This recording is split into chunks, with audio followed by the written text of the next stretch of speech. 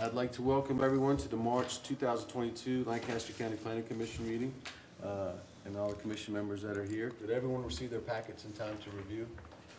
Yes. Any updates or changes requested for the minutes from last month's meeting? No. I'd like to make a motion to accept the minutes as presented. All in favor? Aye. Aye. All right. There's quite a bit on our list tonight.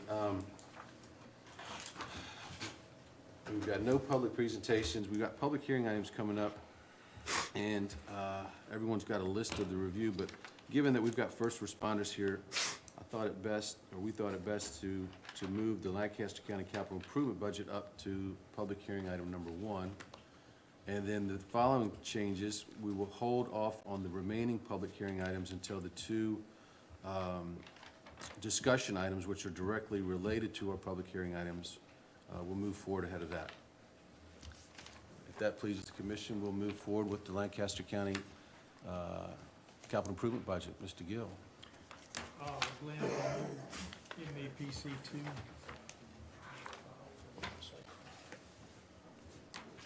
While this is, while the screen is warming up, last month you had presentations from the various departments that were requesting items in the capital improvement budget for FY23 through 27. Since last month's meeting, as I've done in past years, I emailed you the FY23 list, which is the most pressing since the outer years will be considered again each year moving forward. When I emailed you that list, you all ranked them individually and sent those rankings back to me. And I compiled that list and have placed the items on the summary sheet in the order in which you ranked them. The school security grant matching funds of $62,500 was first. As you can see here,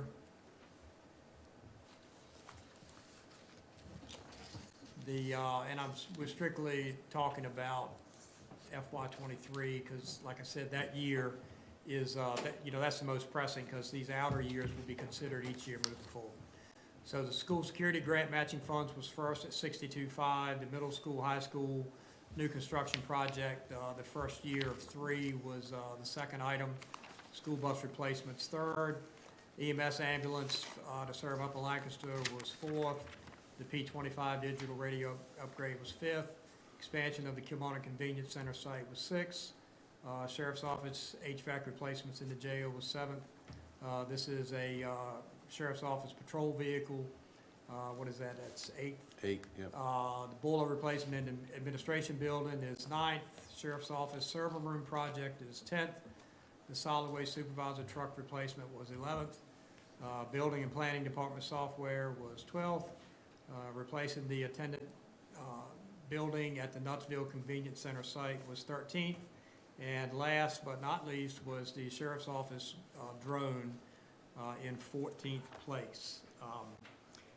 As you have done in the past and to meet the Board of Supervisors schedule for budget approval for FY23, I would ask that you hold your public hearing, make any adjustments that you need to, and then forward a recommendation on to the Board of Supervisors from tonight's meeting.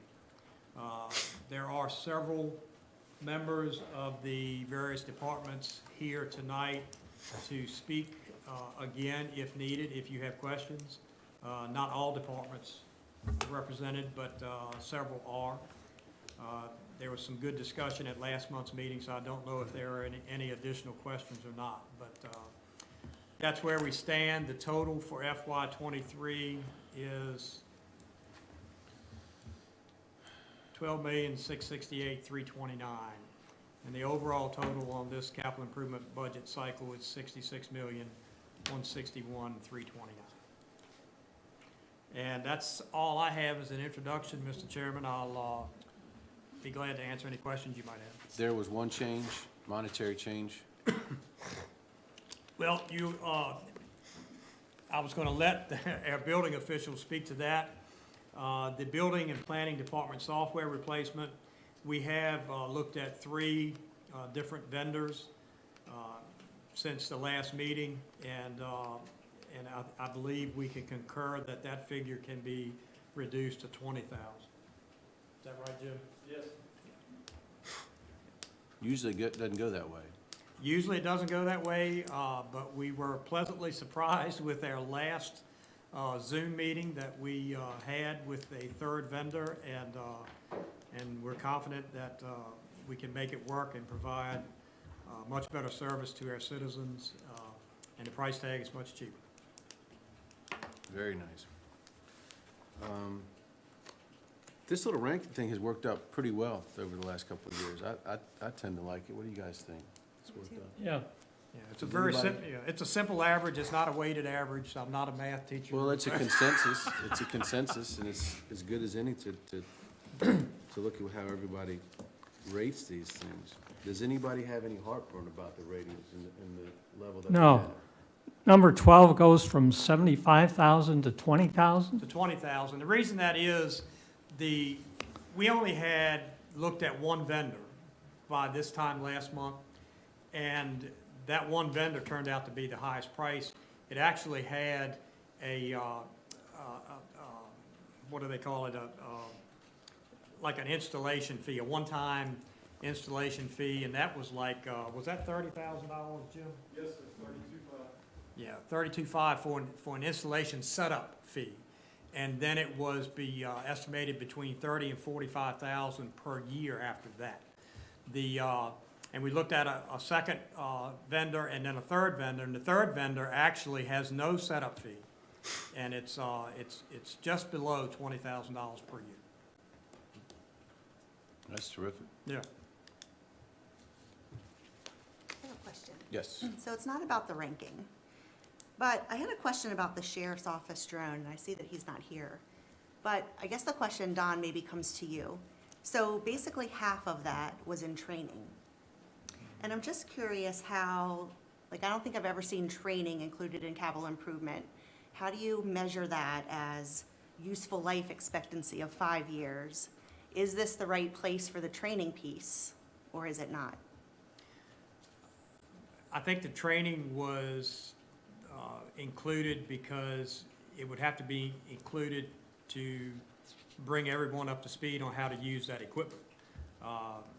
And I'm not sure if there's training over the subsequent 5 years or 10 years, whatever the lifespan of that drone is. And nobody from the sheriff's office is here. Matt, do you know anything? You know anything about that one? The license you have to renew it every 2 years, and then I think it's $185 initially just to take the test, and then there is a renewal fee after that. So, and is that per person? It's per person. I was just curious. I haven't seen training in here in 20 years, and it just struck me funny. That's a good question. Great question. And I mean, I guess there's a reason why it ranked 14. So, Yeah, you can't push any further. well, you could push it out. Well, I guess we could, Yeah, you could. You guys have any other questions for Don before we open up the public hearing?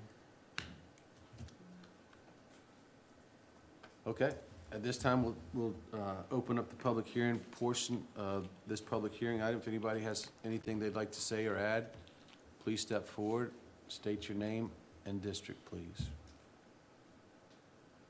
And Glenn, do we have anybody online? We have no one raising their hands. Okay.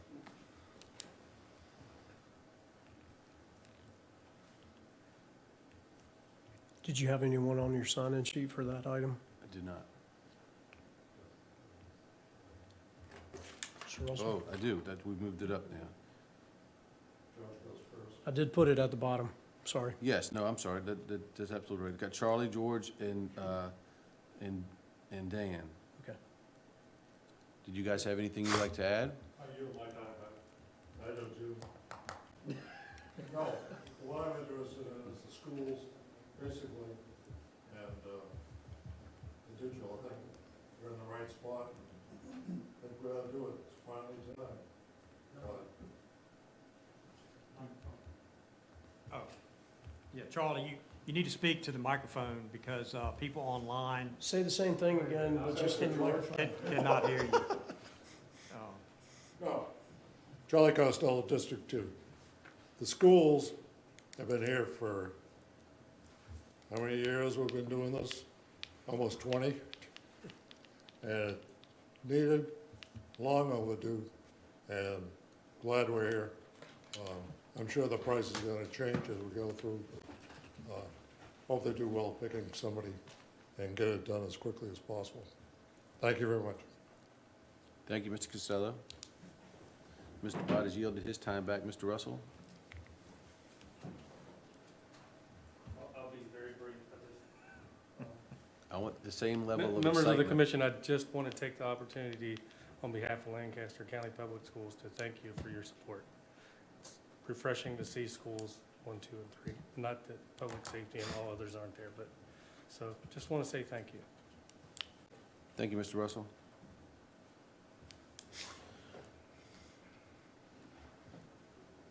Anybody electronically, Glenn? Okay, thank you, guys. Public hearing portion is closed. Do you guys have anything else you'd like to add? I mean, I think it sounds like we're pretty good with our rankings. I'd like to thank all the people that came up here, presented their case, and all the departments for all their presentations. So with that said, do we have a recommendation? And we don't have to do this one at a time, do we? We can. No, just make a motion to forward the capital improvement budget, either as presented or with that change, to the Board of Supervisors recommending approval. That would be a suggested motion. You want- Sure. I recommend we forward this capital improvement budget with the change of the building and planning department software from 75,000 to 20,000. We forward it to the board for approval. We have a motion of approval to forward to the board. All in favor? Aye. Aye. Okay. Thank you, guys.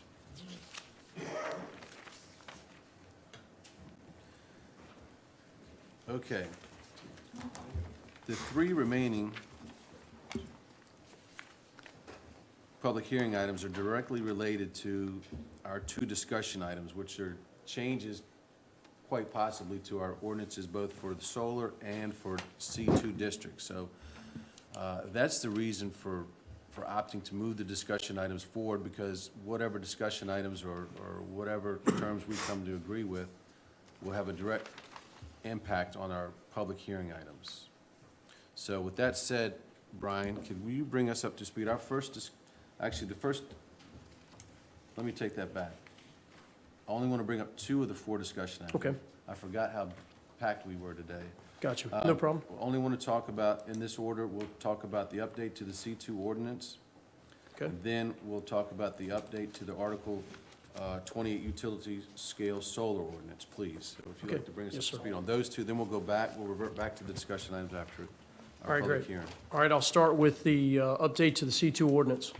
Okay, and I apologize for placing so many items on your discussion agenda, but as I explained to a lot of you individually, several of these items are time-sensitive, and so I felt we just really needed to kind of grind through it and get them done. So the first one is the C2 ordinance update that you guys asked me and Bill to look at last month. Bill and I sat down for several hours with C2 and talked about it.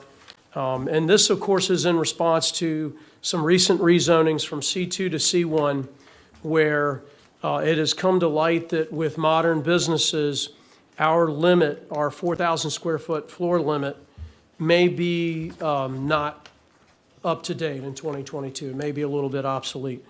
But I think it seemed like Bill and I got the impression from you guys that y'all were not ready yet to turn that loose and turn it into 10,000 square feet blanket or something like that, but that maybe it was better to place it with the Board of Supervisors for a while in the form of a special exception.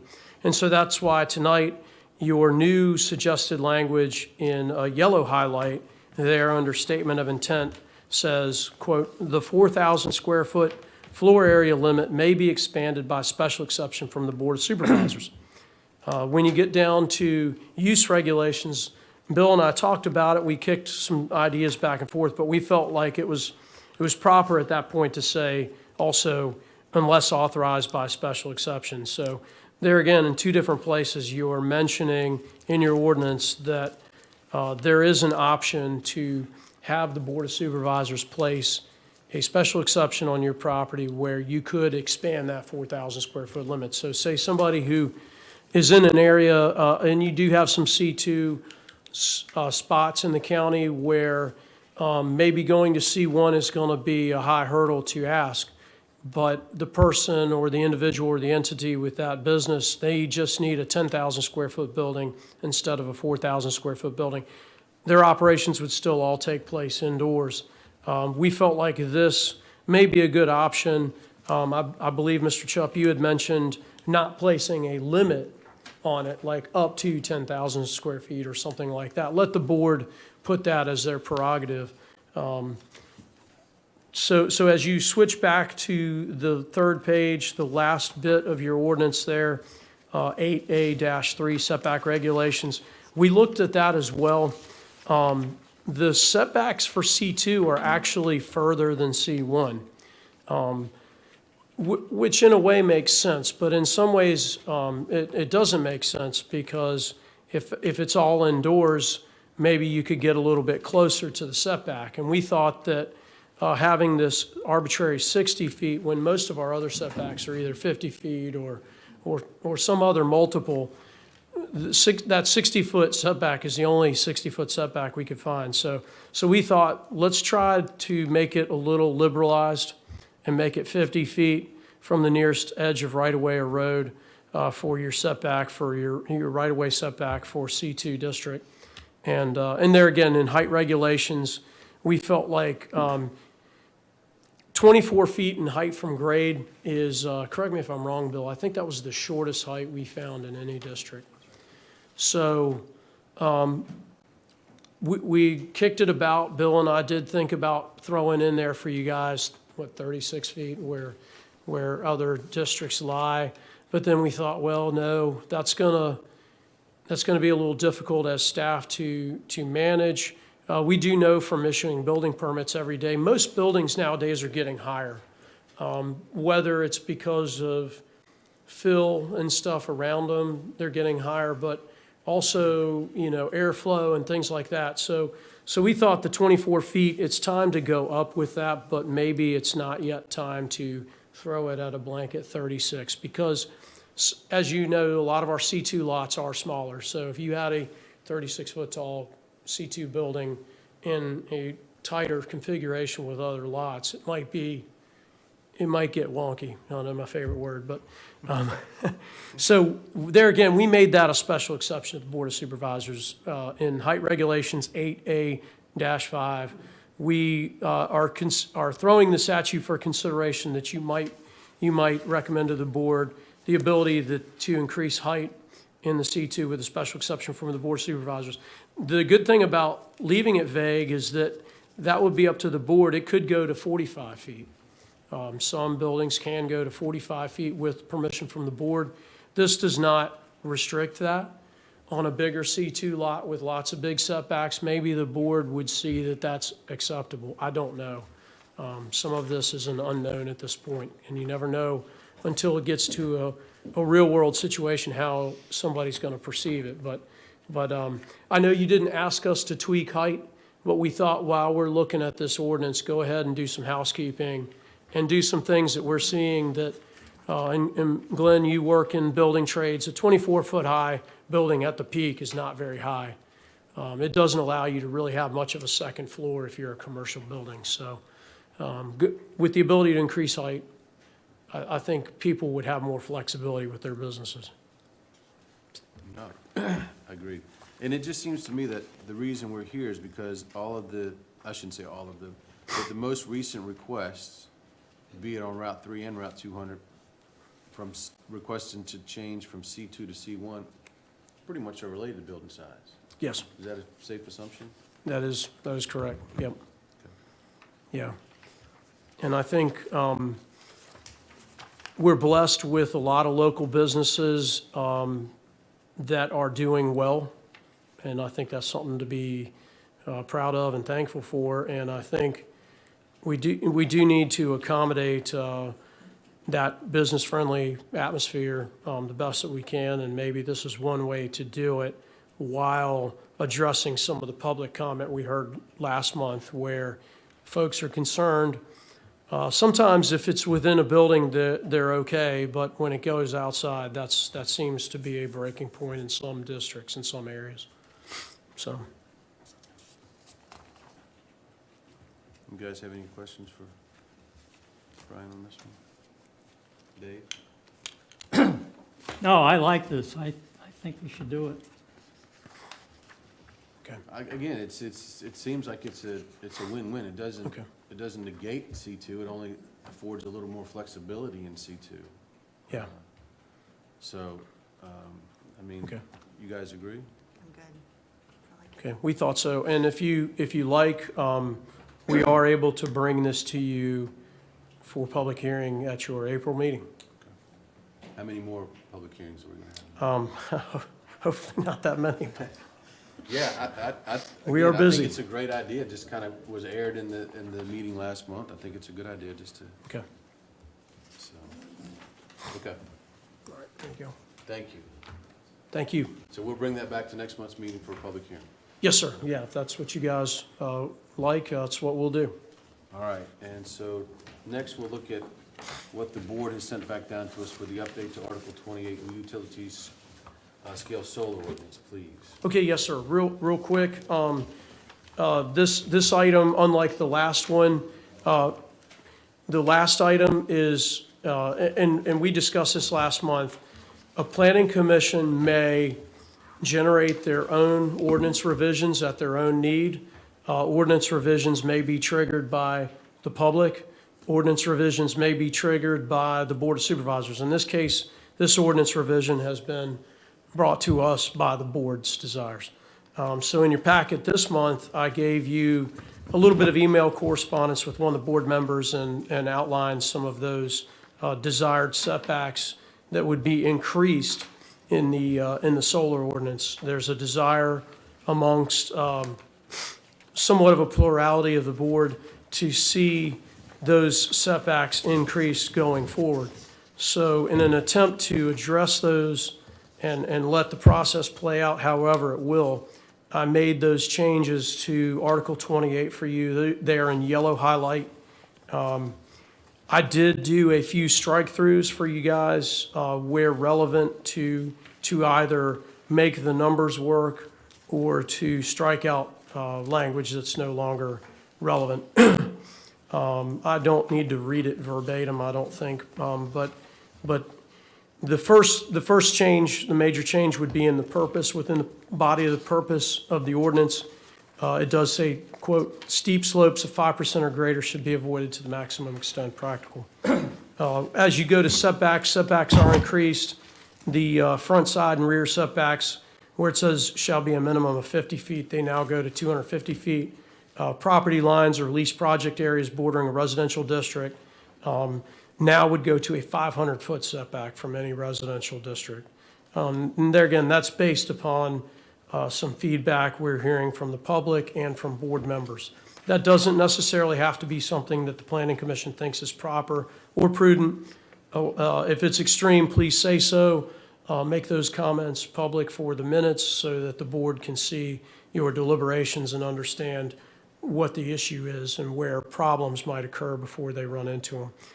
The parcel setbacks on VDOT roads go from 75 feet to 250 feet, which was our big setback before for the main highway corridor overlay districts, which now go to an 1,150-foot setback from the center of the 2-lane roads that are within the highway corridor overlay and a 1,075-foot setback from the center of the road on existing 4-lane roads.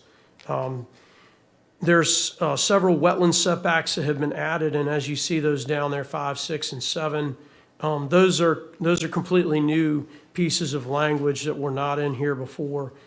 250 feet from the edge of tidal and non-tidal wetlands. Also, a setback that is 5,000 linear feet away from any designated historic property or designated scenic area. And that, you have an email in your packet that kind of depicts one board member's idea of that. Utility scale solar development shall be located at least 1,000 feet away from all tidal waters and at least 500 feet from non-tidal waterways.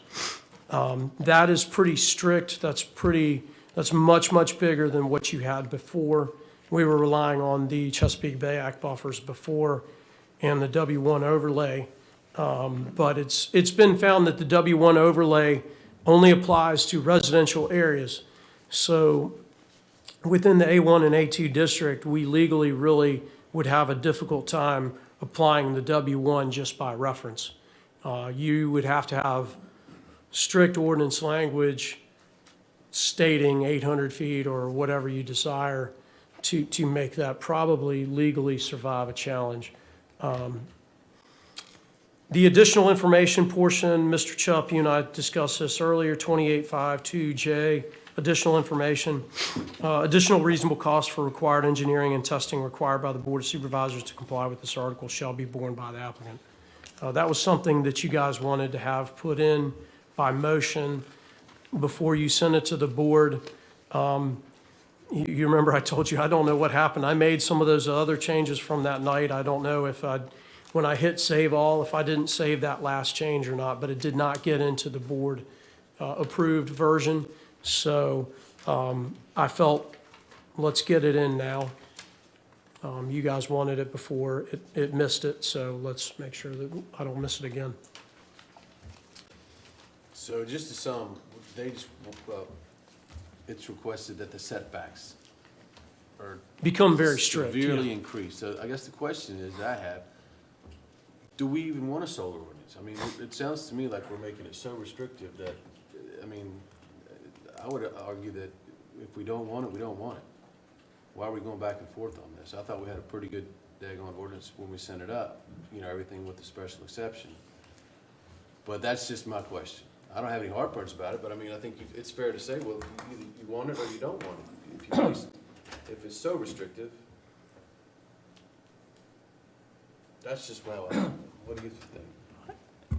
Yes, I don't know any more about the background than you do. But my thought is, you know, if the board has decided that these are the setbacks and restrictions that they want, they have the power to do that. I don't know that it has to come back to us. Why don't they just go ahead and change it?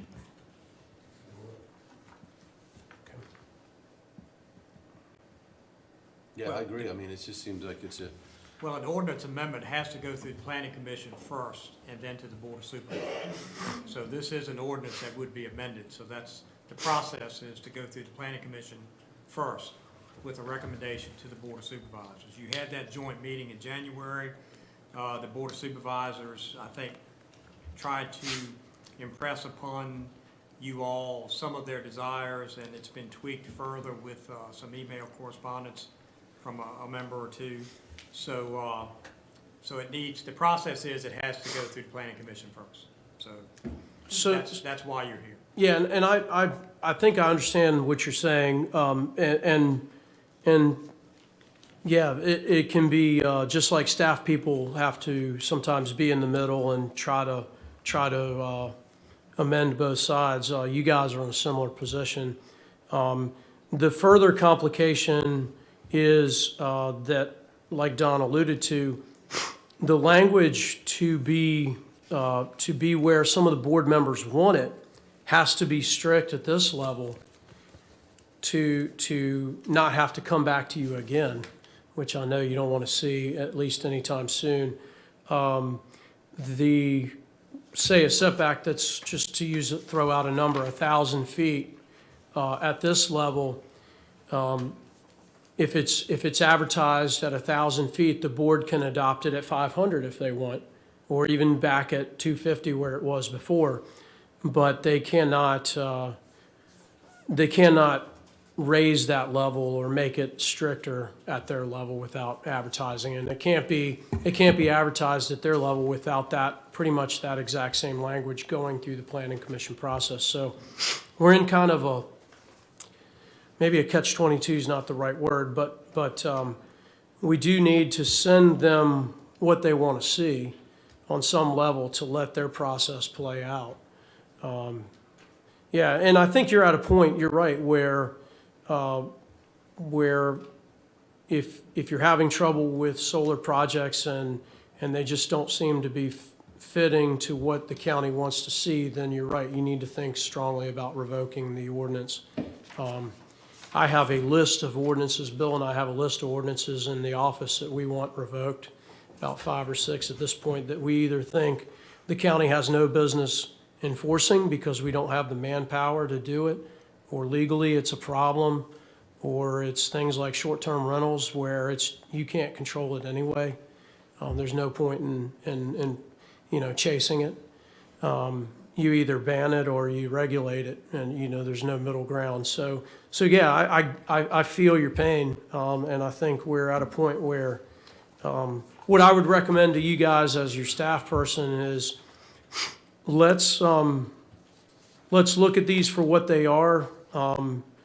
If they're reasonable, fine. If they're not, make some kind of, maybe schedule a hearing on it, make that recommendation to the board. Maybe you recommend to them that they don't adopt those changes, that they consider things that are more lenient than what you're sending to them. But I think they're looking for your guidance on that to backstop one way or the other, even if you disagree with their tack on that. But I hate to say it's just a process, but it's just a process. We've got to have some numbers. We've got to have some language on there. That language has to be advertised. And this is just my first attempt to try to meet what they said they wanted at that work session, but kind of juxtapose it with your experience as you crafted this ordinance. I agree with you. I was here with you through those nights that we developed that ordinance. None of it was arbitrary. It was all, there's reasons behind all those numbers. But if they want them stricter, I think we should probably send it to them that way so that it's up to them to scale it back if they see fit. And it also provides a second public hearing. By going through the planning commission first, you have to have a public hearing on an ordinance amendment before you forward it to the board of supervisors, and then the board of supervisors has to have a public hearing before they adopt that amendment.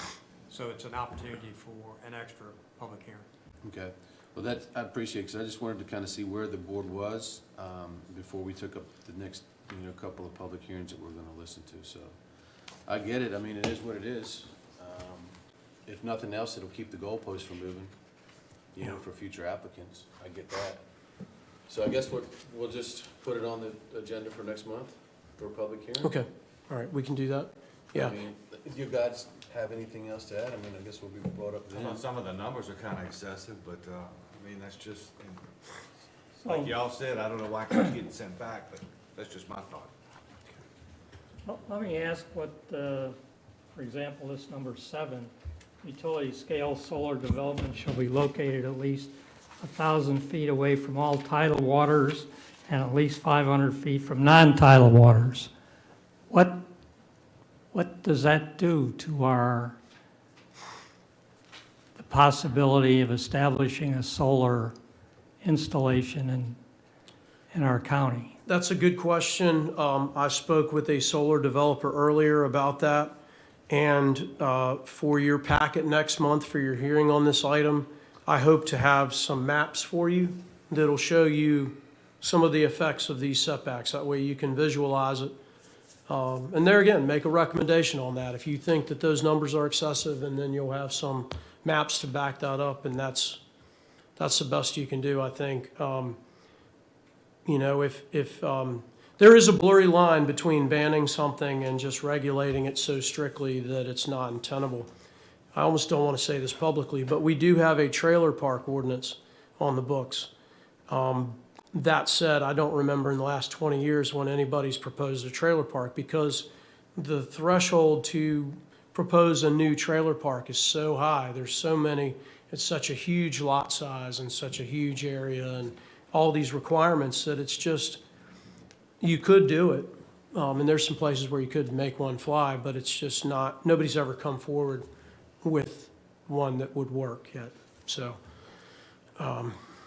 it's, like I said, it's not a fine line, it's definitely a blurry line. But I think some of these setbacks, you're right, are gonna be very confiscatory on a lot of parcels. I will say, I do have to say this, just to be right, the project you'll hear tonight, of course, does not fall under this requirement, because it's already a good faith application that's already in the process, and this change would not affect that project tonight. And also, interestingly, this project tonight does meet some of these really strict right-of-way setbacks. So the only one that it doesn't meet are the wetland setbacks, but really, that's a very small, kind of isolated, non-tidal wetland that it's about 150, 200 feet from. So it is possible to meet some of these setbacks, but you're right, it's going to limit a lot of properties. Any other things for Brian? Related to this, but separate from it, where do we stand as far as solar applications that have been approved and those that are still before the board awaiting approval or disapproval? Okay, so you have, there are two more projects that are awaiting board approval. Borrego Solar tonight, those two projects, and you have Sandale Solar that you guys heard back in October, I believe. The one on Old Salem Road, if you remember that one. That one has not yet gone to the board. That may go to the board in April. Borrego Solar is going to go to the board in March. That said, I have received two more applications for two smaller projects. They have not been processed. Those applications haven't been processed yet, or reviewed, or really started yet. So you'll end up actually technically, as of tonight, with three more after what you hear tonight, that have to go to the board.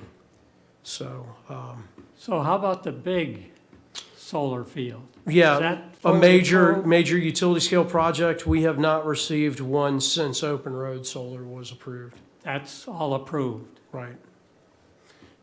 And that's There are- how many acres? That was 1,400, yeah, 1,400 acres of actual impact, yeah. 2,200 acres of lease area, but, yeah, as you know, it's no secret because it's on their website, the big Dominion Mary Point Solar project that would be actually almost abutting the property that you sit on now, is still out there. It still shows up on Dominion maps as being part of their plans. We do not have that as an application in our office at this time, so I'm not sure if that's in a planning phase or if they're waiting to see what kind of line capacity they've got or what. The board has approved 3 solar projects to date. Yeah. 2 of them are in the same location, just outside of Whitestone. And then the third one is the Waller Solar Project, the large one that was approved. That's the only 3 that the board have approved to date. How about the one across from Level Fields? That was voted down at last month's meeting, 3-2. The board may decide to make a motion to reconsider that. That's been talked about. I don't know if it's going to happen or not. I mean, that one may be brought up again. Don't know at this point. All right, so I guess we'll bring it up Okay. for public hearing next month, please, Brian. Sure. Okay. Circling back, we've got 3 additional public hearing items. In no particular order, we'll go in the way you've got them lined up. We've got Kenny Kirkendall and Andrea Banks, application for rezoning C2 and C1. Okay. All right, yes, sir. On to C1. Yeah, your first rezoning request is by Kenneth and Andrea Kirkendall. They're requesting a zoning change from C2 to C1. This is for a .693 acre parcel identified as tax map 28-213 located off Route 200 Irvington Road in District 5. This request, as you see, is fairly straightforward, fairly simple. It is adjacent to and within the line of the previous projects you have considered last month, the last two. Mr.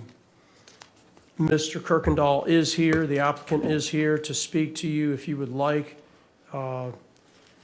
Staff have received a protest. You have that before you, but it's actually kind of a blanket protest for both of these rezonings together. There's no need to really read that into the public record. That'll just be made a part of the file. Other than that, I have not received a direct comment on this exact rezoning. Like you have your staff recommendation here, we recommend that you go ahead and have a hearing of this request and couch it with the comprehensive plan and the zoning ordinance. Really, this is a pretty simple request.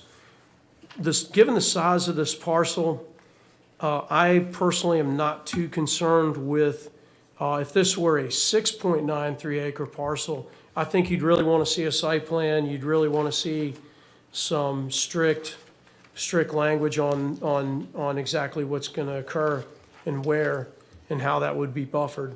The size of the parcel kind of limits itself because it's going to have to abide by the highway corridor overlay. There's going to be certain buffering required by that already. There's side setbacks, things of that nature that would limit what occurs on this parcel. That said, I think what we just talked about with C2 is kind of looming large here, where C2 is just not fitting some of these businesses as they want to expand or do what they do. So, but just like we also talked about with the other article changes, that new C2 special exception is not available to this lot tonight. So you have to look at it for what it is and what you have before you. We don't really have big heartburn or concern about this. This whole stretch, Pittman's Corner stretch, back in 2007, 2008, as you all know, a lot of these buildings were abandoned, foreclosed on. It was a blighted area. If you go through there now, they're all vibrant businesses, all people making a living there, really good activity taking place, and it's improving. It's not getting worse, it's getting better. I see a lot of these rezonings as kind of the, I term the colloquial term, the Pittman's Corner revitalization. It's not a county level project, but these folks are taking it upon themselves to do this on their own. So you can take that for what it's worth. But certainly I don't see this as a negative. I don't see huge concerns here. This request is not conditioned. And as you know, the rules of the Commonwealth, staff are not allowed to ask for conditions or proffers. So that may be something that the applicant decides to do before the board meeting, but you do not have this project, this request conditioned at this time. And with that, I'll yield to you guys if you have questions of me, and like I said, the applicant is here to speak as well. Thank you, Mr. Barnes. You got any questions for Mr. Barnes? So we have no conditions and we have no site plan. Right. So we just have a building there and, okay, just so we know where we are. You guys have any questions for Mr. Barnes? Mr. Kirkendall? Do you mind? You never had a problem talking before that I know of. No, sir. Kenny Kirkendall, I'm in the District 5. And could you answer me if Mr. Cullen is online? Is Mr. Kellum online, Glenn? Do we know if Tommy Kellum is online? Okay. I didn't want to speak for him if he was standing in the wings. We did this jointly for 2 reasons. The first was in support of Big Red and Falcon. It was my mistake that this didn't become forward with theirs. We really wanted it to. Tommy is making no changes on his property. Where his current business sits is the C1. This adjoining lot adjoins his. it makes sense that if he ever wants to expand later, that it be this same and help him with that, not have to come before you again. He would still have to come for any building, any major changes, he would still have to come before you, in my understanding. I'm the little one in the middle there with the very small lot that plans no changes. We have no plans for this.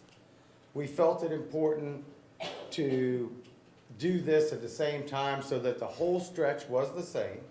Everything was concurrent with everyone, for future. And that's the only reason that this application lays here. And in support of the neighbors, which we think are doing a very good job. And, would like to see them continue to move forward on getting that corner more lively and certainly nicer looking than he pointed out was 6 years ago, 7 years ago. Yeah, sure, I get it. So if y'all have any questions, I'll be glad to answer them, but there is no site plan only because there's no other intended use right now for any of it. Everything, what is there, 6, I believe, units down there? This would make all of those units, with the exception of the telephone company, which is A1, that all adjoin, even the automotive across the street, all C1. So that was our intent. Support our neighbors, make it easier on y'all, make it all the same. Okay. You guys have any questions for Mr. Kirkendall? Good? Thank you, Mr. Kirkendall. Thank you. All right. You guys have any other questions before we open up public hearing? Do you have any questions before I open up the public hearing? No. Okay. All right, this time we'll open up the public hearing regarding the zoning change from C2 to C1 for Mr. Kirkendall as presented on tax map 28213. And if you'd like to come forward, please state your name and your district, please. Hmm? No. We have no signups in this one. I checked, actually. Do we have anybody online? No one's raising their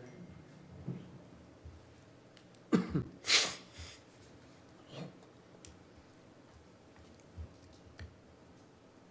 Okay, we'll close this portion of the public hearing. What do you guys think? What's that? What do you think, Dave? Yeah, I'm going to be restating a lot of what I said at the last public hearing. I feel very much the same about this proposal as I did the last, which I voted against. I do have heartburn over it, unlike some others. So let me start off by pointing out that this area is basically residential, as I pointed out before. It's hard to recognize that if you drive down the road, because a lot of the residential property, or almost all of the residential properties, are back on side roads that lead to the water. Across from the proposed changes, we have Glenwood Lane, which is almost directly across. There are about 15 residential lots. Half of them are waterfront. Down the road a bit is Glebe Road, somewhere around 20 lots. Almost all of them are waterfront. We have a development, the Tents, which is residential. If you look at the GIS map of the area with the zoning shown on it, it's almost all light blue for residential and brown for agricultural. There are 3 or 4 lots that are commercial there. So the area is predominantly residential. It's also on one of our scenic highways, which normally we afford extra protections. Let me read the the statement of intent for C2, which they're currently zoned, which in my opinion seems to fit exactly what we always wanted in an area like this. It's predominantly residential. So C2 is, I call it light commercial. This district is intended to provide near present and future residential areas where groups of small retail and service establishments may be appropriately located to serve the needs of local residents. I mean, that seems to perfectly suit the situation here. And our C2 ordinance goes on to list 46 uses, which seem to encompass anything we've ever had there, and in my opinion, probably ever will have. So let me go from that to C2. The statement of intent for C2, C1. or C1, yeah.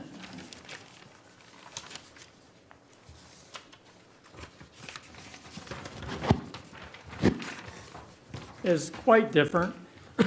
Starts off, generally, this district covers those areas of the county intended for the conduct of general business to which the public requires direct and frequent access. If you'll note, there is no mention of residential in this statement of intent. This includes such uses as retail stores, banks, theaters, business offices, restaurants, taverns, garages, and service stations. Just to go down the list of some uses which are apparently open to these applications. Hotels, motels, tourist homes, hospitals, general, service stations with major repair, auto sales and service, lumber and building supply, farm and home supplies, contractors' equipment, storage yards, machinery sales and service, welding and machine shops, public billiard parlors and pool rooms, bowling alleys, dance halls, and similar forms of public amusement. We can always use more amusement around the county. Many warehouses. Anyway, that seems to me a completely different foreign kind of thing than we want in a residential area like this. It's obvious the people in Irvington feel that way, and they've notified us. They voted unanimously to send this letter to us, by the way. I mean, that's basically a residential village. So why, when we have this alternative coming up where they can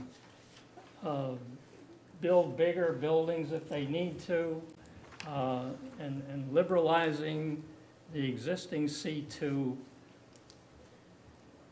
you know, we have a zoning code for a reason. And the people who wrote this code, I think, did a good job of allowing a type of business along that area that suits the area and maintains the beauty of our area. And as I've said many times before this body, that's the real basis of our economy. I mean, we need to attract people to this area with the beauty of our land and our waterfront. They come here as tourists, and hopefully a good number of them fall in love with the area, decide to retire here, bring their retirement accounts and build homes, and that's really the mainstay of our economy here. And if we start violating our zoning code, I think it threatens that economy. Thank you, Mr. And I Chair. apply that to both of the applications tonight. They're essentially the same. Duly noted. Although I appreciate the idea of supporting our neighbors, my concern is that we're looking at multiple landovers over relatively small lots, all adjoining. If we move all of them, rezone all of them to C1, and then they decide to sell, now all of a sudden there's a much larger C1 lot that has no site plan and no restrictions. That does concern me. Good point. There are no proffers on either property. I know we're only talking one right now, but That's what kind of gets me, and just sitting here thinking, I mean, we don't have any reason to even entertain the request. I mean, it's not like it's already zone commercial that we're restricting any potential development. I mean, and like you say, there's assemblage factor that could always take place. Not to say that it will, but it could very easily do it. And it also, I know it's not set in stone yet, but I mean, what we're doing to the C2 zoning, potentially recommending the C2 zoning might fit what Mr. Kirkendall needs, and it probably would have fit what Mr. Smith and Mr. Faulkner needed too, quite frankly, without having to alter any changes. That's just what I'm thinking. It's just, we're shooting blind here. I mean, that's, Like Mr. Chuck, when I had looked at the intent, it sounded like everything fit right there when you look at all the use regulations. And the other side of it being that there are no plans for it right now, I don't understand why it would need to be changed at this point in time, but that's just my thought. no, thank you, Steve. I agree. It's just, it's not like we're prohibiting any businesses from taking place, or, we're certainly not hurting anything as is, so.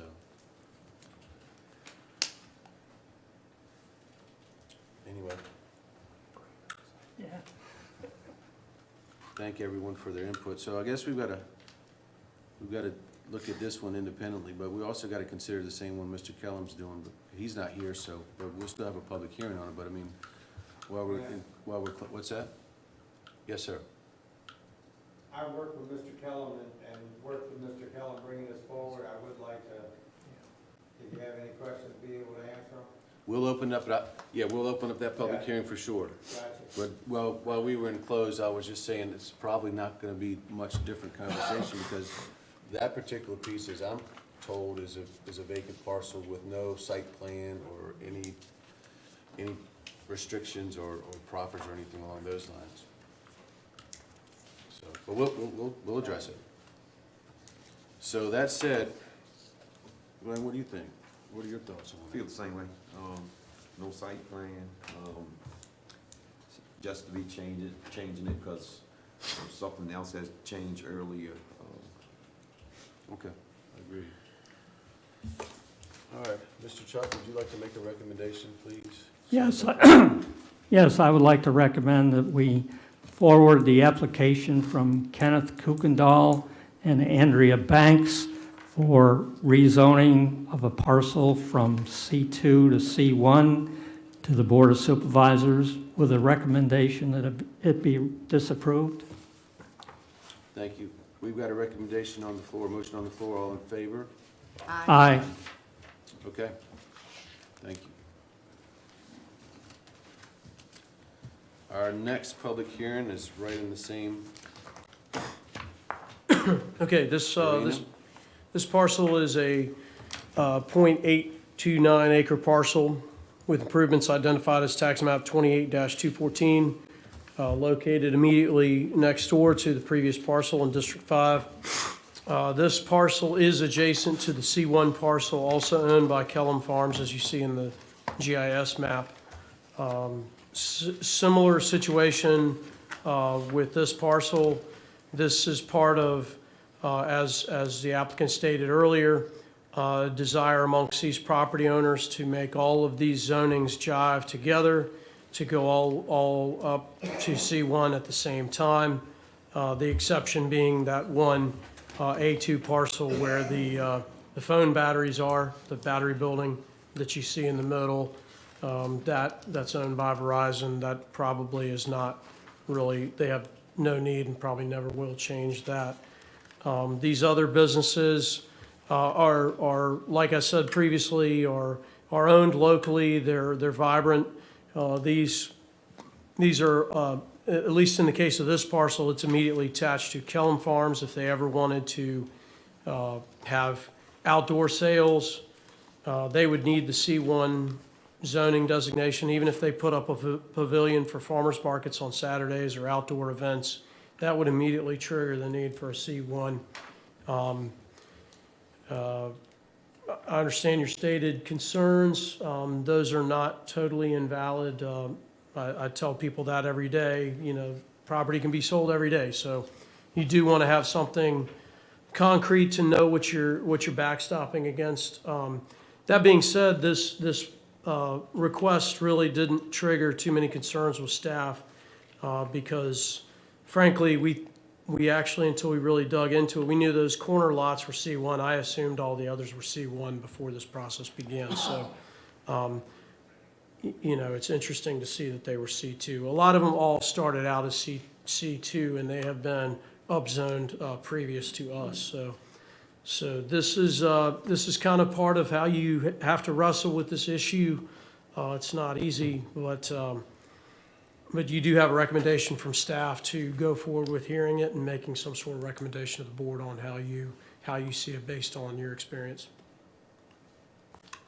Terrific. Thank you, Mr. Barnes. Again, just to be sure, we don't have a site plan and we have no We do not. set of No. restrictions or potential uses? No, that could be brought forth by the applicant prior to the Board of Supervisors hearing. But like I said previously, as staff, we walk a fine line. I can get in legal trouble if I'm asking for proffers. So I discuss that issue, Bill discusses that issue, but I think people have to come to that on their own. Again, it's, you know, it's not like we're restricting them from doing anything at present, you know? It's just the fact of just giving them, for lack of a better term, a blank check. It just, you know, it's zoned commercial, as Steve said, and Yeah. Dave said, and again, the assemblage, and the same as Glenn said. I mean, it's just, I will say, in its cold comfort, it was mentioned that, you know, if somebody bought them all, they'd own them all. They could foreseeably do a boundary line abandonment and then have one big block of C1, but the cold comfort is that as long as I'm here, I would probably send such a decision to the board. I'm famous for being kind of a coward in that way. If I don't like the way something looks, we always have the option as staff to send it to the board to have them agree to the boundary line abandonment. That would give them the chance to look at that. That's something we've never dealt with before. Usually boundary line adjustments and abandonments are dealing with residential parcels or other parcels. But certainly without proffers and without a site plan, you don't have a real good firm target. So, but like I say, it's not like we're holding up his business by any stretch of the imagination. well, I think. We're not affecting growth. He's already zoned Yeah. commercial. Yeah. That's just how I feel.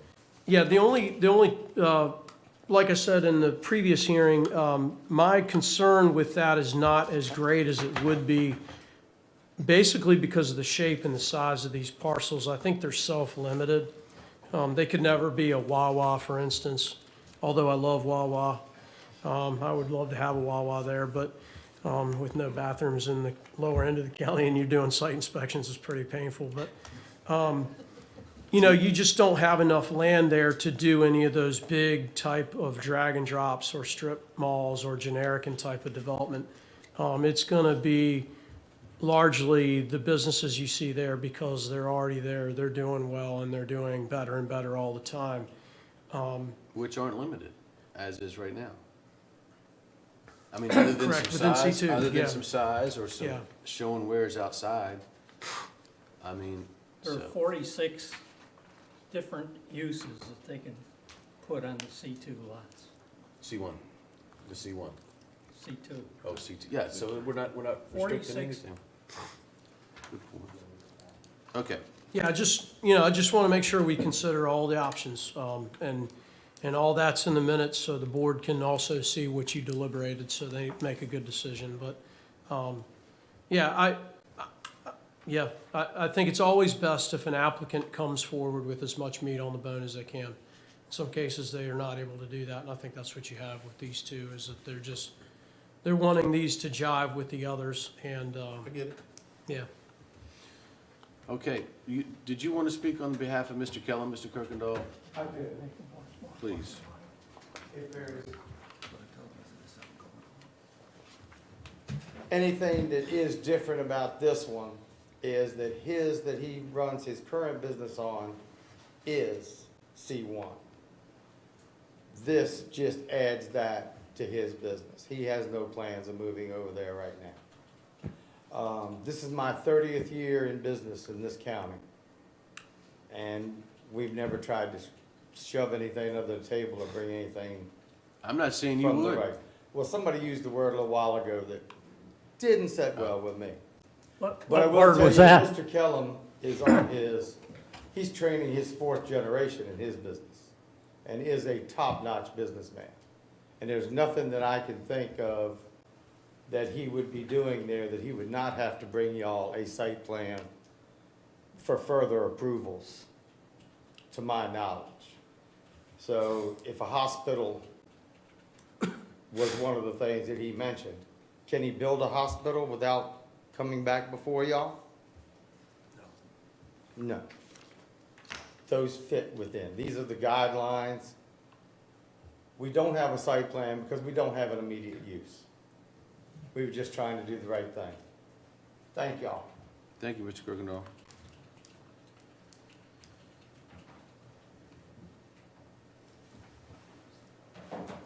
All right, at this time, I'd like to open up the public hearing portion for this item, the zoning change for 28-214 from Kellum Farm Markets LLC from C2 to C1. And then, again, if you'd like to come up, please state your name and your zoning district.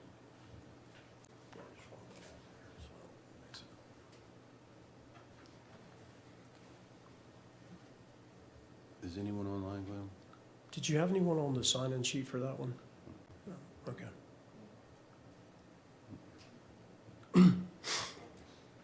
All good?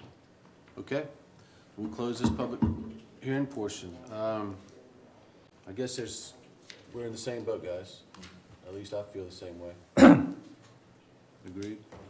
The same way, when Mr. Kellum's ready to do something different, and be happy to see him in front of us. Okay, agreed. In view of that, I'll propose that we forward Kellum Farm Markets LLC's application for rezoning their parcel from C2 to C1 to the Board of Supervisors with a recommendation that it be denied. Thank you, Mr. Chubb. We've got a motion on the floor. All in favor? Aye. Aye. Okay. All right.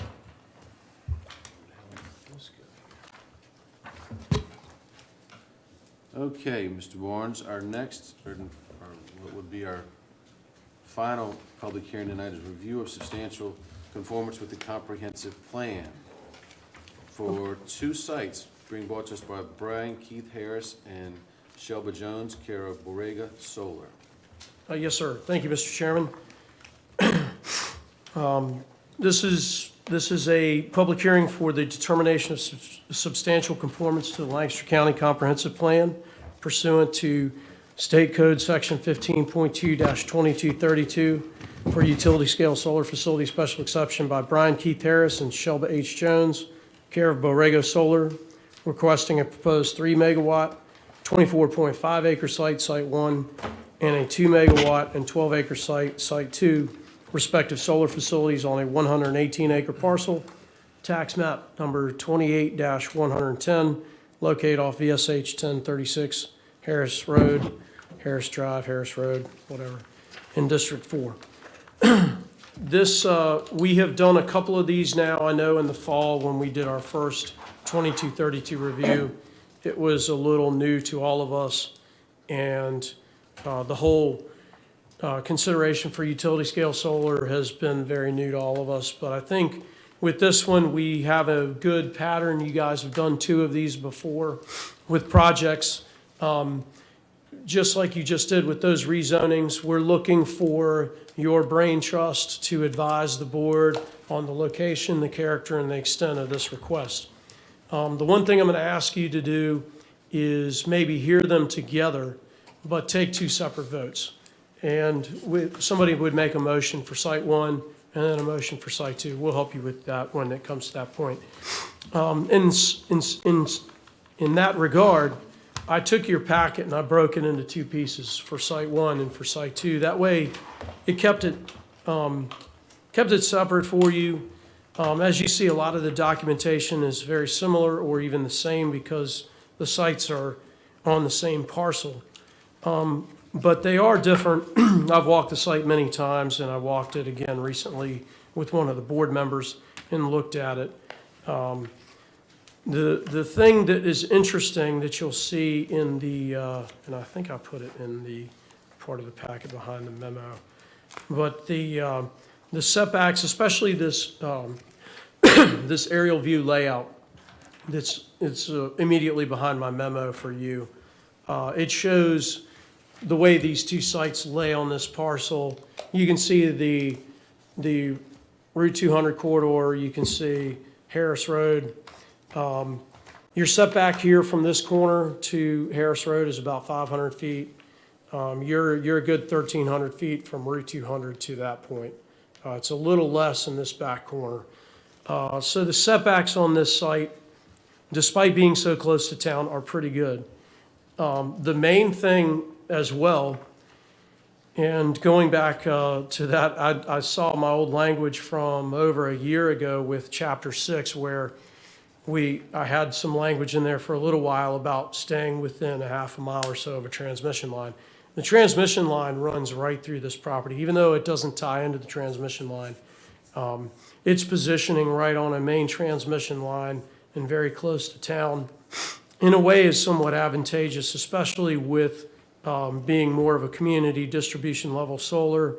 It has that resiliency possibility there, although, as I've been told, I'm not supposed to say that for adjacent sites.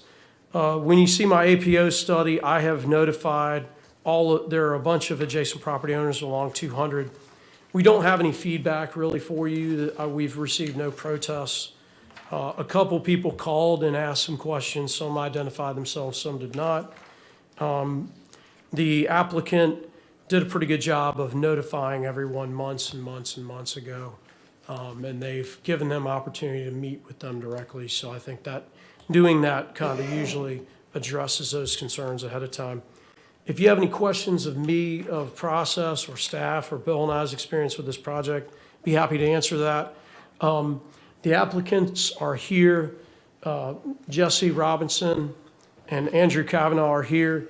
The property owner, Keith Harris, is also here. They would like to speak to you. They have given us a presentation that is loaded. If you don't have any questions of me, I'll yield the floor to probably Jesse Robinson, and she wanted to. Just a couple of quick questions Okay. I've got. The Triway Trail, is this effective? That's a very good question, and I think it's worth definitely speaking about publicly for the record. The Triway Trail at this time does have a right-of-way that comes out down in this area, right at the bottom of this map. It goes all the way out to Harris Road. The way this is laid out now, it should not affect that. There have been some discussions of wanting to do something where it dovetails or jives together with this project and the Triway Trail. But that's really up to the Triway Trail Committee and the property owner to discuss. I just was curious Yeah. if it was intended. No, that's not intended at this time. On the flip side, and the developer could speak better to this than I could, you may have security issues with a facility like that where you don't want a lot of people with their bikes riding back and forth past, a fenced-in area that's got expensive equipment in it. I think where it is now, that's not going to be an issue, but that's certainly something. The new school facility site would be over here. Of course, there's a wooded area in between. That was my next question. Is the school's pretty excited about this, are they not? Yeah, I've talked to Dan Russell even this I afternoon wish he'd about. stayed here, but. Yeah, I was hoping he would as well. They don't really have any concerns with it as well. I don't want to speak for Dan Russell, but I know he has said to me, not in confidence, that it may present an opportunity in the future for science classes and things like that to do field trips, and it's right there adjacent to the campus. So it's not a huge issue. In a perfect world, just like the previous rezonings, in a perfect world, you would know ahead of time what people desire, and you'd get them all together for a big powwow and hash those things out. That didn't happen with this, and it usually doesn't happen. But I think something, were this to be approved as proposed, I think you might see some educational opportunities out of it. Okay. Thank you, Mr. Moore. Who we got? Who It's wants to go Jesse first? Robinson and Andrew Kavanaugh. Do you want to dim the lights, Don? Don't dim them too much, because it's getting late. I might fall asleep up here. If we can't dim them, we can just cut them off, but I think it's gonna be too dark if we cut Can 'em you off. well, everybody can see that screen, and y'all can see your monitors, so I think that might be okay. Okay. What's that? Oh, no, you're gonna have to tell Don. Just look at me and tell me when you wanna change it. We're high tech. Yeah. And like- High tech on some things, that is not. High tech as it gets. Do I need to turn this on or is this on? Is this on? Yeah. Okay, great. Hi, everyone. Thanks for your time today. I'm excited to be here. My name's Jesse Robinson. I'm the project developer for this project, and I'm here representing Mr. Harris, who's here, and Ms. Jones as well. And here with me, who will also be presenting, is Andrew Kavanaugh, our civil engineer. Next slide. Okay, so I just wanted to start briefly with background on Borrego. We're a family-founded company formed by a few brothers 40 years ago. So we've been in developing projects for a long time. We've developed over 900 megawatts of solar across the country. Main states that we've developed projects are California, New York, Illinois, Massachusetts, and now Virginia. And Virginia, of course, has the Virginia Clean Economy Act. And next slide, it calls for Dominion to acquire over 1,000 megawatts of solar, 3 megawatt size projects, and to do so by 2035. So that is one reason you're probably seeing a flux of solar applications hitting the county, because it passed April of 2020. And I just wanted to give an overview of the different types of solar projects that do exist. It could come in front of y'all. And there's rooftop solar, there's the Dominion RFP, which I mentioned, the 3 megawatt size projects or less. And then community solar, it is another form of solar, and that's what these projects would fall under. And that's where it's called the Share Solar Program in Virginia, and it gives the opportunity for whoever has a Dominion Energy bill to subscribe to that solar system and get a reduction on their electricity bill. And they'll have savings on their bill, and they'll directly get to subscribe to a solar system. So that's what this one would fall under, and those can be 5 megawatts or less. In our case, it's a 3 megawatt and 2 megawatt project. Oh, and so Andy's gonna come up, and I'll be back up in a second. But thank you. Just bend the top. Good evening. Thank you very much. Andrew Kavanaugh, civil engineer with Borrego Solar. Thank you for your time this evening. Starting off with the project introduction, a little bit about the location, located off of Harris Road and Route 200 outside of the town of Kilmarnock.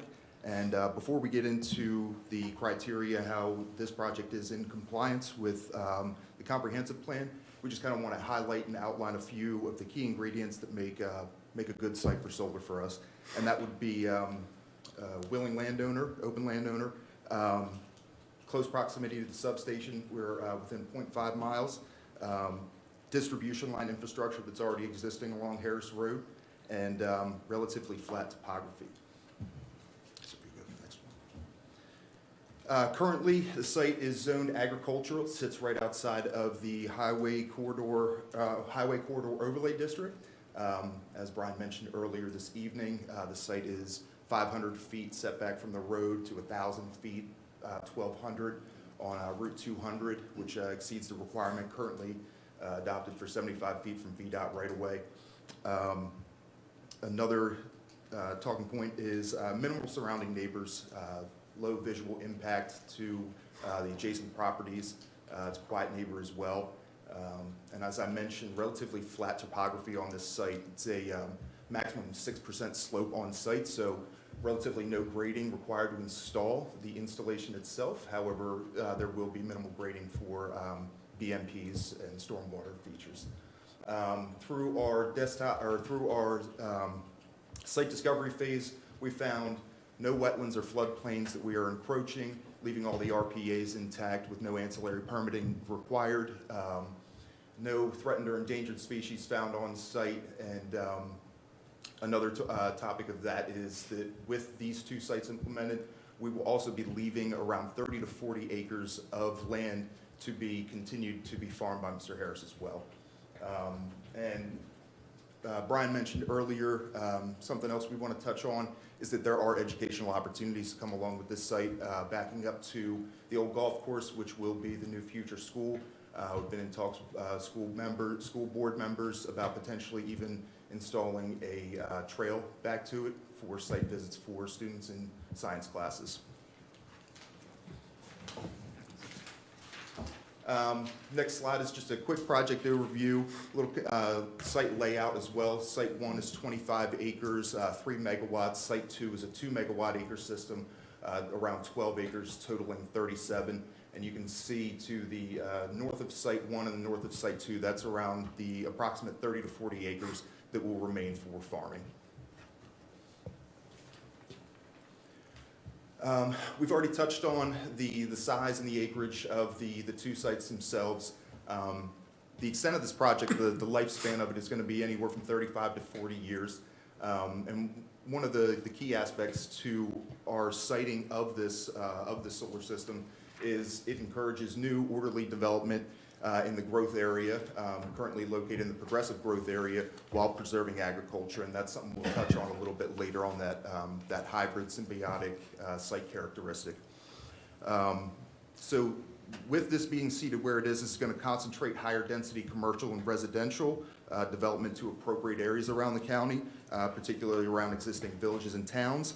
And that helps to minimize the sprawl and checkerboard development that we currently see around the state and the county as well. We touched on minimal grading required on the site. So this is going to reduce runoff and non-point source pollutants and sedimentation. This not only has a micro influence, but also a macro, which I'll touch on in a minute. Currently, the site has a permit for biosolid fertilizer. So with this site, we'll be reducing biosolid fertilizer, which is an overall reduction in fecal coliform bacteria and contaminant runoffs into the local watershed, local wetlands, and eventually down into the bay. So this site will promote pollutant removal by maintaining existing and established vegetation. There will be no deforestation with this site. It increases groundwater recharge through the infiltration practices, pollinator seedings on site as well, and this generally improves overall water quality of surface and the subsurface water. I touched on maintaining existing forest conservation areas and pollinator vegetation on site. No tree removal required with the installation of this.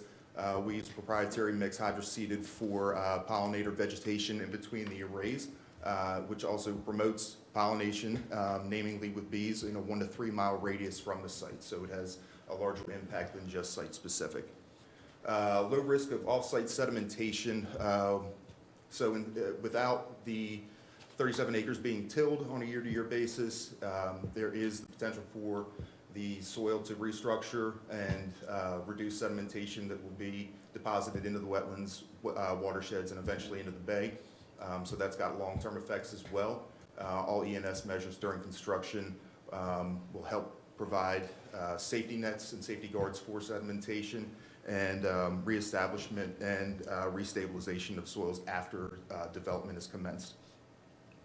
And There's an opportunity for local residents, Dominion Energy customers more specifically, to subscribe to the system for bill savings. That's just one of the small impacts. And additionally, as I've touched on very lightly, there's no impact to the county's waterfront. Actually, inversely, it has a positive impact by reducing bacteria and sedimentation and TMDLs from agricultural purposes. Next. Yes, sir. So with the character, we've stated that the project encourages agricultural land preservation. We see solar as a subsidiary of land management in this instance. So instead of having this property or parcel rezoned to residential, commercial, industrial, it is merely a placeholder. So it's not rezoned, it's not lost forever. We're not giving this away and taking away from that rural characteristic of Lancaster County. And again, back to the 30 to 40 acres that are still being farmed as well. This supports growth in the progressive growth area, which this site is seated, supports county's plans for development without infringing on the property owner's rights to farm or to further develop within the future. Agricultural activities can continue on site, other desired uses down the road if he sees fit. Collaborates with the future adjacent school, provides stability to the local grid for additional local land development. And finally, the system located on sites permits future development as well along the Harris Road corridor, potentially C2 that was mentioned earlier. And I think one of the most important characteristics that we wanted to touch on about this is that it is a unique hybrid site.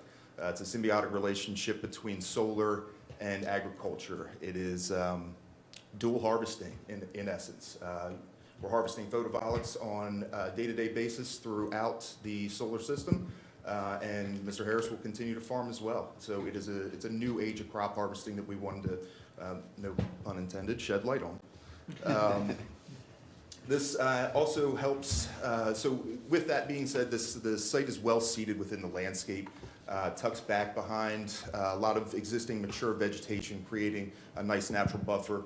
Borrego is currently developing an appropriate rural screening plan with the guidance of Brian Barnes and Supervisor Lee to find the appropriate method that really helps to support the rural condition as well. And I touched a little bit on it earlier, but this helps preserve Lancaster County's ecological core and establish ecosystems with no deforestation, minimal tree clearing. We're developing on a site that's already been cleared, so we're not fragmenting by any means. Additionally, this provides financial incentives and stability to the local community, to the county. And other than that, I believe we're on to the next slide. Yes. And just to give a quick overview of two of the projects that we've previously permitted and developed. Knox, upstate New York, that is going to be a fixed tilt system, and then Clinton, Illinois, that is a tracker system, which Harris Road Sites 1 and 2 are, which follow the sun's pattern from dusk till dawn in an east to west fashion. And after that, I will turn it back over to Jesse Robinson for benefits and community outreach. Thank you very much. Thank you. Just two slides I want to briefly touch on, and then I'll turn it back to y'all for questions. But I did want to highlight that we have conducted community outreach for these projects. We held 2 virtual community meetings, one in April of last year and one in November. We invited adjacent property owners as well as community members. Liz Allen of the YMCA attended one of those meetings, and we had a separate call with Travis Pittman a few times about the school and how we could work together with them to make it a useful opportunity. We also posted flyers at some local locations listed on the slide just to make sure people were aware of the project and could attend the meeting if they wanted to. And wanted to list some benefits of solar. I'll just touch on a few. One is that we are offering a voluntary payment as part of this project, and that'll be a condition on the project.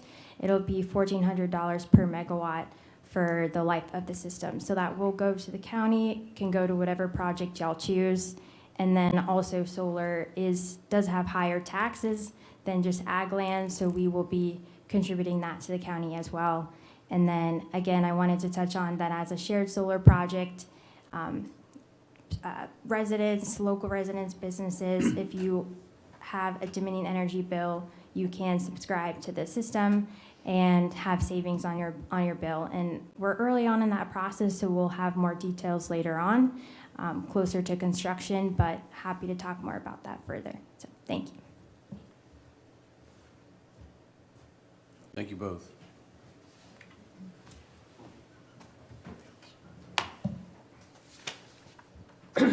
Mr. Harris, quick question for you. I'm just doing the math in my head. Yeah, please. Yes, sir. You've got 118 acres.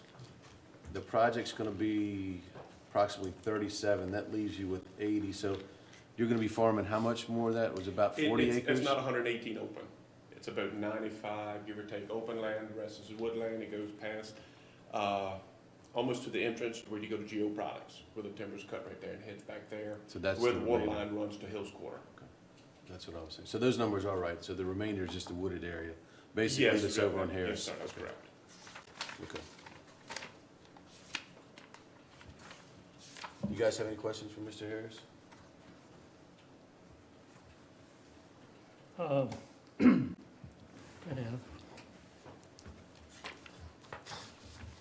Let me think for a few minutes.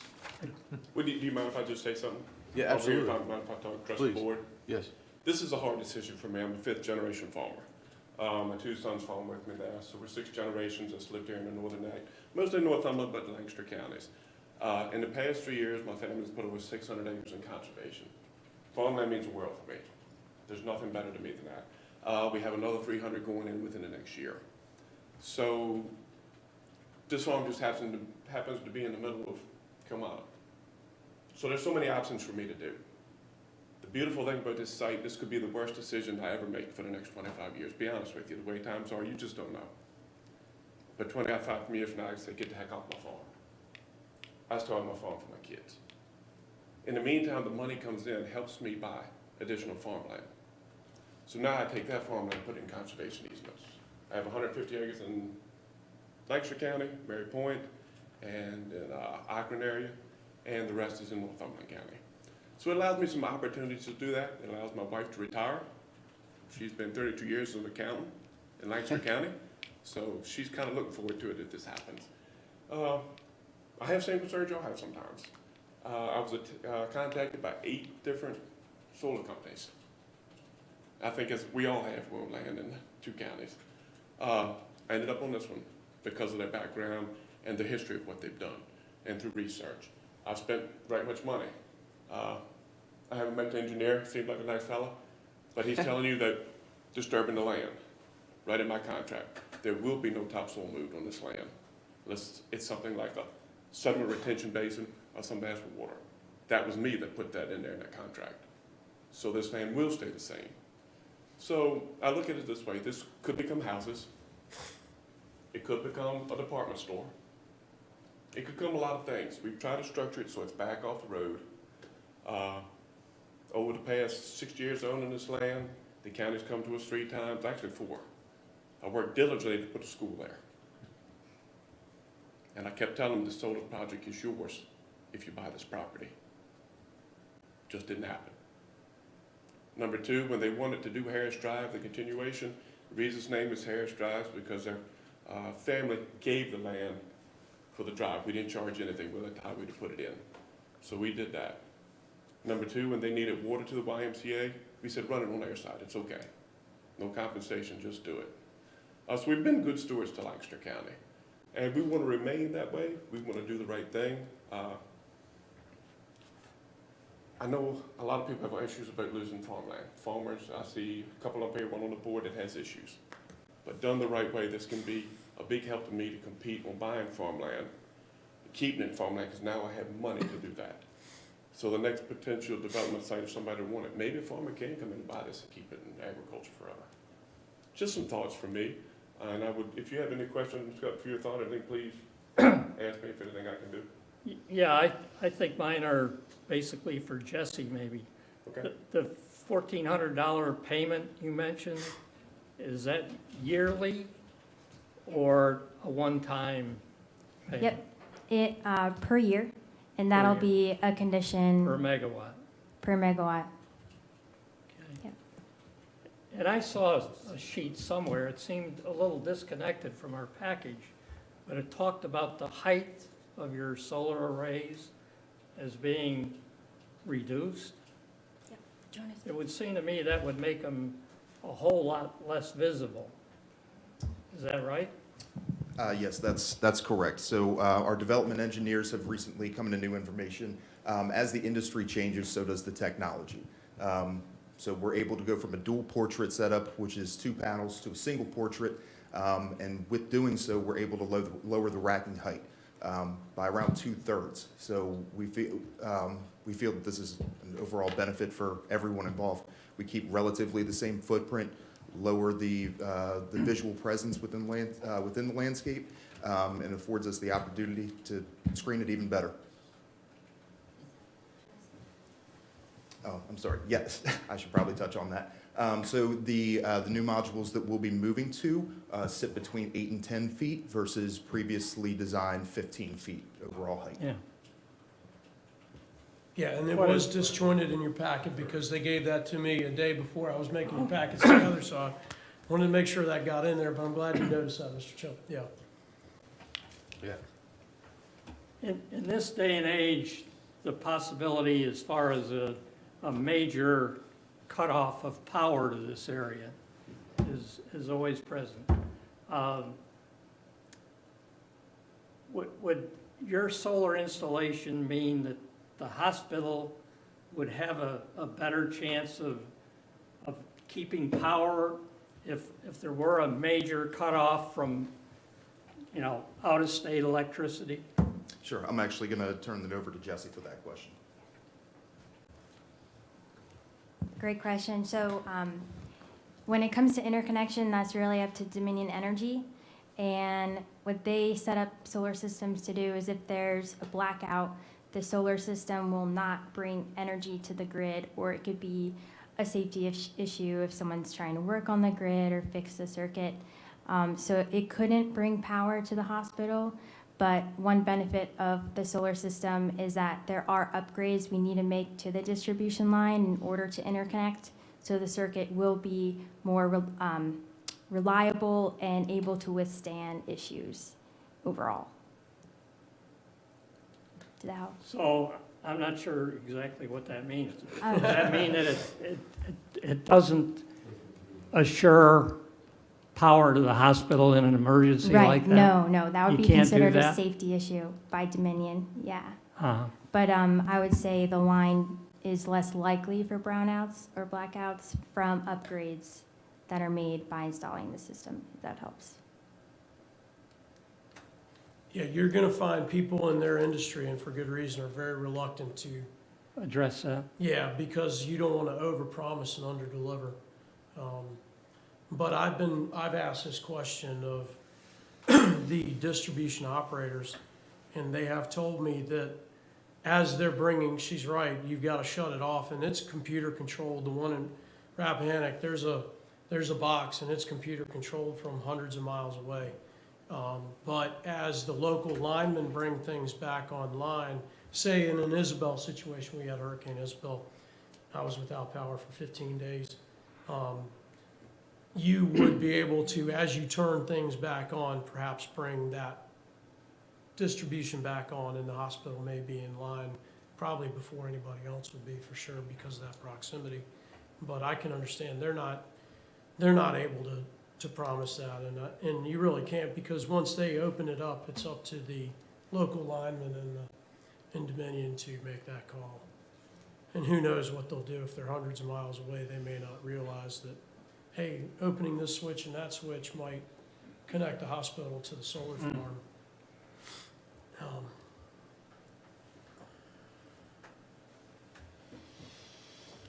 got any question? Thank you, guys. Thank you, Mr. Harris, for your Thank you. presentation. I got one question, Mr. Chairman. Absolutely. The transmission line cuts right through that property. Can you explain why you all would tie into the distribution line versus tying into the transmission line? Yeah, good question. It's one of the other rows in the table on that slide I showed y'all, where when you interconnect to the transmission line, that falls under utility scale. And you usually have to be a much larger project to be able to interconnect into that high voltage. Good question. All right, we'll take this opportunity to open up the public hearing portion of this meeting regarding both Site 1 and Site 2, quite frankly, review of the substantial conformance with the comprehensive plan as presented. So if you'd come forward, please state your name and your district. You were signed up. We do have one person signed up. Me. Yes. Okay. Actually, well, let me Go to the microphone, Charlie. walk to the microphone. There was no discussion about the decommissioning plan that they have. And along with that, the ordinance that you just looked at should be strengthened on the decommissioning about the restoration of the property afterwards. Talks about, in the ordinance, just removing the structures. It doesn't say returning it to its original site or anything of that impacting it. And I thought that was the discussion as you were developing the ordinance, would be part of it. And now they can be making part of their item there. And what I know about that ordinance does say it's part of, it's outside the waterfront overlay district. That needs to come out of your ordinance as you put it forward. I've got some comments on the comprehensive plan also. But I think the decommissioning plan ought to be discussed, and you could do that and include it as part of the conditions going forward. Thank you. Thank you, Mr. Casella. Anyone else?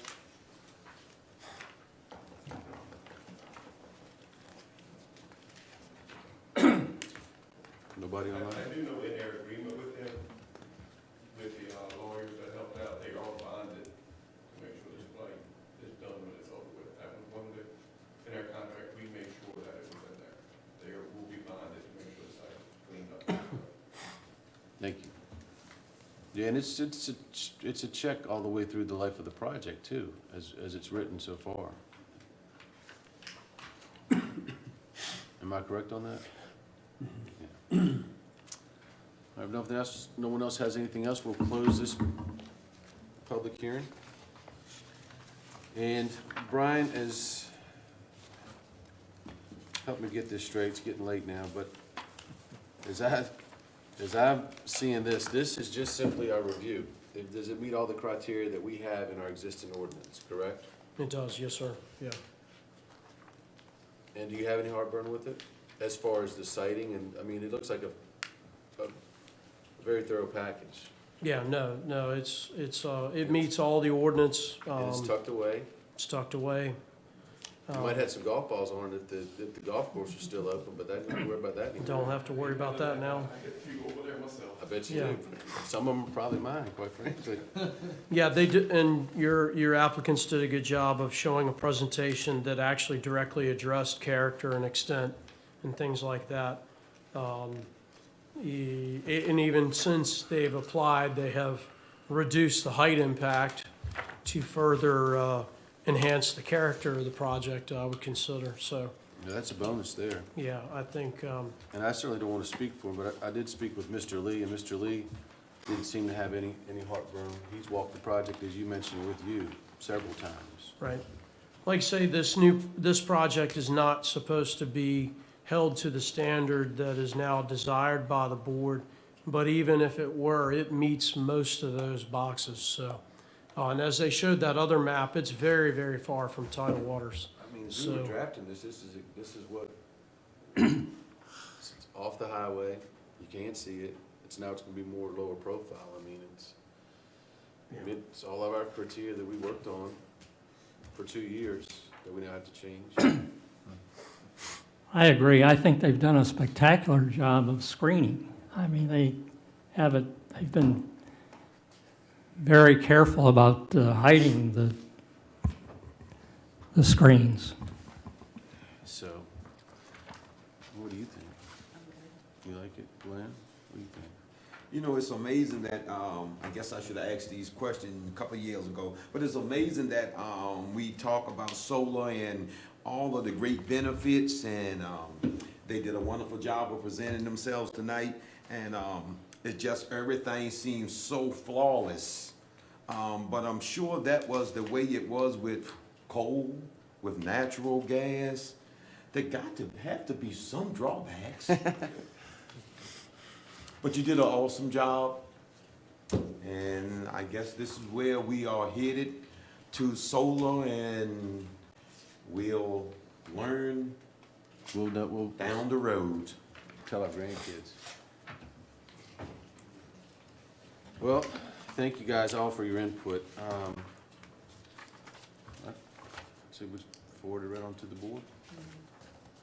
Now, we have to forward each one individually, is that correct? Yes, and what I would say, It's same just, tax map number, just say site 1 and site 2? yeah, and the one thing where, when I put it on your agenda, it's correct in the advertisement and it's correct in your packet. When I put it on the agenda, I think I must have been typing and talking on the phone at the same time. I put site 1, area closest to the YMCA. As you know from looking at your map, the smaller array closer to the YMCA is site 2.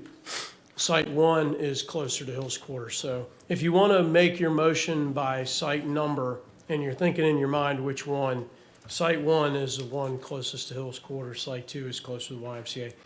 That's a minor difference, as long as it got advertised right and it made it in your packet correct. That's all I care about. But on the agenda, for some reason, I mixed them up. You have a comment. Oh, yeah, just wanted to make sure that the public hearing is closed. It is closed. Was there anybody online? Anybody online? We closed it, but I mean, what would you like to add? No, I just wanted to make sure. Oh, no. I didn't hit my gavel hard enough, I guess. Yeah, and if you do, in your motion, also recommend that you find this site to be in conformance with 15, with the comprehensive plan, and go. Okay. And you can call them Harris Road Solar 1 and Harris Road Solar 2. There you go. But we have to do them individually, so you want to walk us down, or you want? We're going to do a similar thing with the Board of Supervisors. Don got the advertisement in Monday. They're advertised together, but we'll hold 2 separate hearings and 2 separate votes at the board level. And that'll be March 31st, in case you are interested in watching from your couch on Zoom. We have Or quite here a in following. person. We have quite a following now, apparently.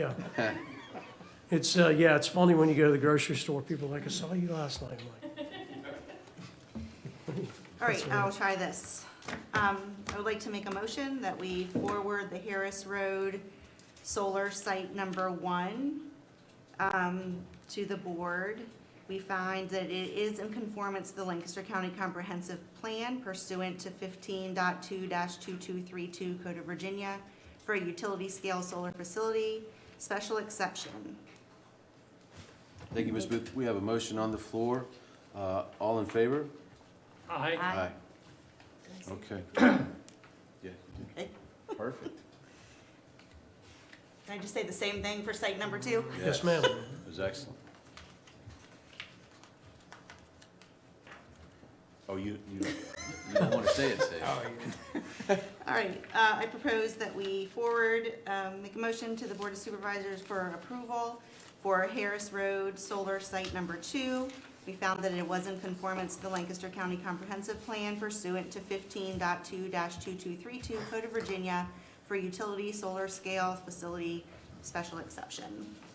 Okay, thank you, Ms. Booth. We have a similar motion on the floor, forward to the board. All in favor? Aye. Aye. Okay. Thank you, everyone. I'll tell you later. I can give that guy back to you guys too if you need to. That's a lot of paper there.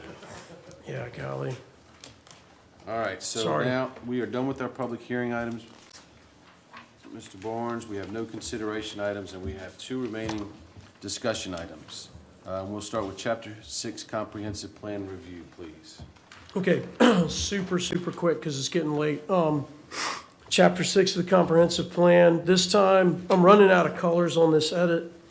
So this time I found red had not been used previously, so your edits are in red. Taro recommended several changes last month, and you can see in my memo, I tried to go through those to make sure I got the changes Taro wanted to make. Those are in red.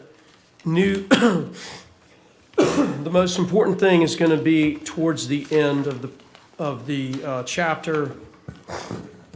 I won't read that, but on 6-19, there are two new, basically, additions to those paragraphs that detail the concerns of the board and others with regards to solar facilities.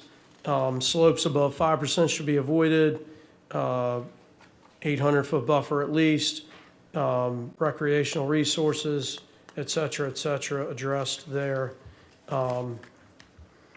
Mr. Costello brought up to me earlier something that we had missed that has nothing to do with solar, and that is regarding the VDOT numbers on the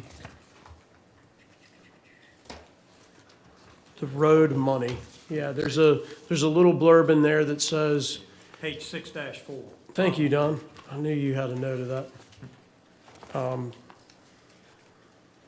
So I can address that.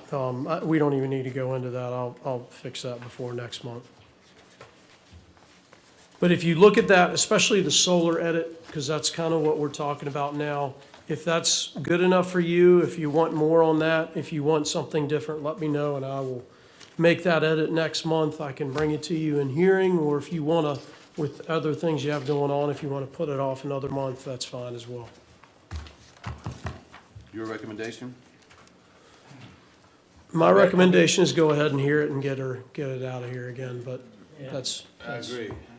maybe that's just selfish. Yeah, just bring it on. I mean, Okay. I don't think we can beat it too much next month anyway. I mean, I think I think we're pretty much where we want to so that'll be 3 items already coming up for next month. Okay. All right? So Okay. that's that, and then.